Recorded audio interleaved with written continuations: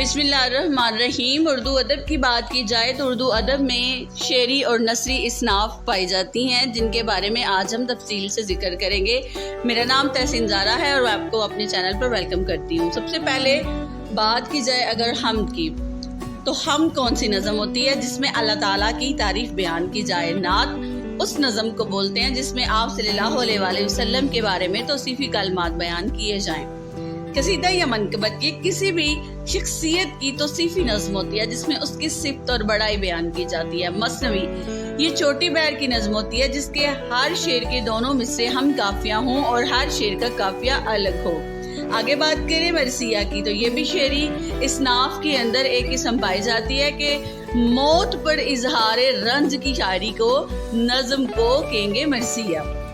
غزل عورتوں کی شاعری یعنی عشق، حسن و جمال اور ہجر و فراق پر جو شاعری کی جاتی ہے اس کو غزل کہتے ہیں۔ نظم یہ ایک ہی مضمون والی مربوط شاعری ہوتی ہے۔ قطع یعنی بغیر مطلع کے دو یا دو سے زیادہ اشعار جن میں ایک ہی مضمون کا تسلسل ہو۔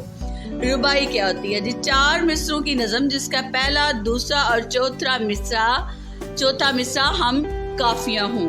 محمس وہ نظم جس کے پانچ مصروں کے ہوں، بند جس کے ہوں وہ پانچ مصروں کے بند ہوں۔ مسدس وہ نظم جس کے ہر بند کے 6 مصرے ہوں۔ اب آ جاتی ہے نثری اصناف، تو نثری اصناف میں پڑھتے ہیں پہلے داستان کسے کہتے ہیں؟ کہانی کی قدیم قسم کو داستان کہتے ہیں۔ ناول مسلسل طویل کے ساتھ اس کا موضوع انسانی زندگی اور کردار متنوع ہوں۔ افسانہ یہ مختصر کہانی کو کہتے ہیں۔ ڈرامہ جس کو اسٹیج پر کرداروں کی مدد سے پیش کیا جائے۔ انشاء یہ ہلکا پھلکا مضمون جس میں زندگی کے کسی موضوع کے اوپر لکھا جائے۔ حاکہ کسی شخصیت کی مختصر مگر جامع تصویر کشی ہوتی ہے اور اس کو انگلش میں اسکیچ کہتے ہیں، اسکیچ رائٹنگ۔ مضمون کسی بھی معین مضمون پر خیالات و مخصوصات کا اظہار کرنا۔ آپ بیتی یہ بھی نثری اصناف میں ایک صنف ہے جس کا مطلب ہے خود نوش یا سوانح عمری یعنی اپنی زندگی کی کہانی خود ہی بیان کرنا۔ سفر نامہ یعنی سفری واقعات کے اوپر اور اپنے مشاہدات کے اوپر لکھنا۔